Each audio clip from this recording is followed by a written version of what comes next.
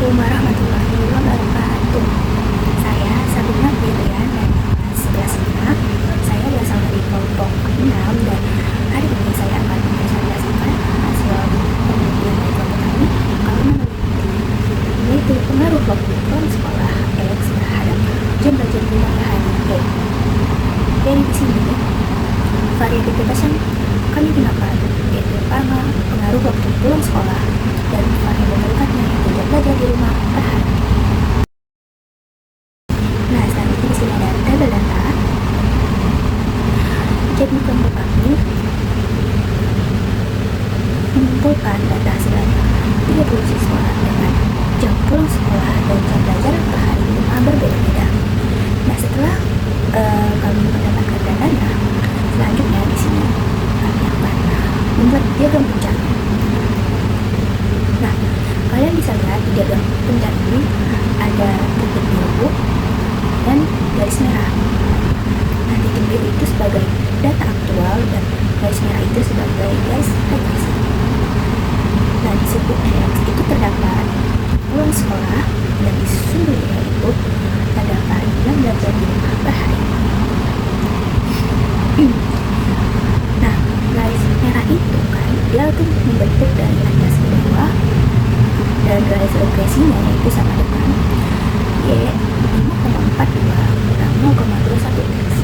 Nah, selanjutnya mari kita analisis data dari diagram pencar tersebut. Berdasarkan data yang membentuk diagram pencar di atas, ini membentuk korelasi lawan negatif correlation, yang berarti jam pulang sekolah sebagai variabel bebas atau variabel yang mempengaruhi variabel terikat nantinya. Nah, yang belajar di rumah sebagai variabel terikat di mana nantinya hasilnya akan menentukan data jam pulang sekolah. Nah, berdasarkan diagram tadi dapat ditarik kesimpulan bahwa semakin cepat pulang sekolah, semakin lama jam belajar di rumah per harinya. Begitupun sebaliknya. Jika seseorang semakin lama pulang sekolah, maka jam belajar di rumah per harinya akan semakin singkat.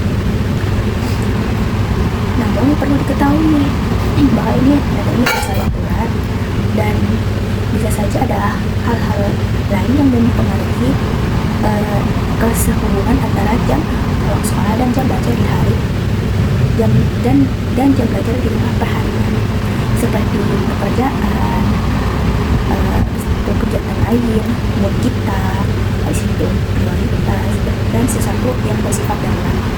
Nah, selanjutnya di sini ada tabel data untuk mencari persamaan regresinya. Nah, di sini dapat terlihat total dari sumber X yaitu 498 dan Y 58, XY 954 dan X kuadrat 88.304. Nah, setelah kita dapatkan data ini, maka kita dapat memasukkan angka-angka tadi ke dalam persamaan regresi. Nah, ini kita tinggal masukkan saja angkanya ke dalam rumus ini. Lalu setelah kita hitung, kami dapat menemukan hasil dari persamaan regresi dari data yang kami dapatkan, yaitu persamaan regresinya adalah Y sama dengan 5,42 X 0,21 X, dan ini diagram pencar. Nah, selanjutnya kita akan membandingkan diagram pencar dengan garis regresi. Dari diagram pencar yang pertama itu penguratan datanya diagram pencar atau scatter plot yang dibuat dari 30 data menunjukkan titik-titik yang mempresentasikan hubungan antara waktu pulang sekolah X dan waktu belajar di rumah Y. Lalu yang kedua, korelasi.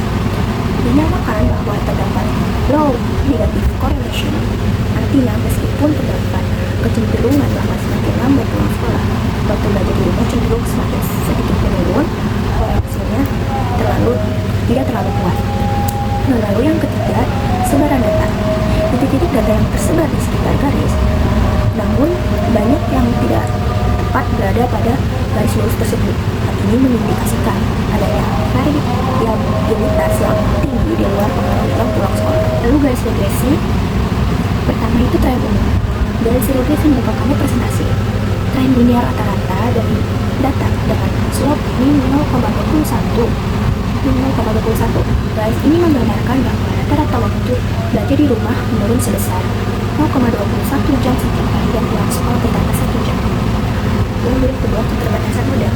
Meskipun garis regresi memberikan gambaran hubungan umum karena korelasi yang rendah, garis ini menjelaskan sebagian kecil fleksibilitas waktu belajar di rumah.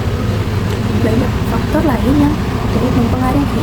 Selanjutnya ada kesimpulan dan faktor-faktor yang mempengaruhi tadi itu waktu belajar di rumah. Nah, kesimpulannya yang kami dapat, yang pertama, tren negatif. Terdapat kecenderungan bahwa semakin terlambatnya sekolah, waktu belajar di rumah cenderung berkurang. Lalu yang kedua, kekuatan hubungan. Namun, hubungan tersebut termasuk lemah, low negative correlation. Sehingga jam pulang sekolah hanya menjadi salah satu dari banyak faktor yang mempengaruhi dalam belajar di rumah. Nah, di sini ada faktor-faktor yang mempengaruhi. Yang pertama itu motivasi belajar. Siswa dengan motivasi tinggi mungkin tetap mengalokasikan waktu belajar yang cukup meskipun pulang sekolah terlambat. Nah, lalu yang kedua, aktivitas ekstrakurikuler, kegiatan seperti olahraga, kelas tambahan, atau kegiatan lain sebelum pulang sekolah itu dapat mempengaruhi waktu yang tersedia untuk belajar di rumah. Nah, lalu yang ketiga, manajemen waktu dan kebiasaan bagi kita. Bagaimana siswa mengatur jadwal harian dan prioritas belajarnya. Lalu yang keempat, lingkungan belajar di rumah. Faktor seperti kondisi ruang belajar, gangguan, dan hubungan keluarga. Lalu yang kelima, beban tugas dan kewajiban sekolah. Banyaknya tugas yang diberikan dan kesulitan materi pelajaran juga dapat mempengaruhi waktu belajar di rumah per harinya. Nah, jadi garis regresi itu memberikan gambaran umum tentang hubungan antara kedua variabel. Namun karena nilai korelasinya rendah, jelas bahwa faktor-faktor lain juga dapat mempengaruhi jam belajar siswa di rumah. Nah, sekian presentasi dari saya. Kurang lebihnya mohon maaf. Wassalamualaikum warahmatullahi wabarakatuh.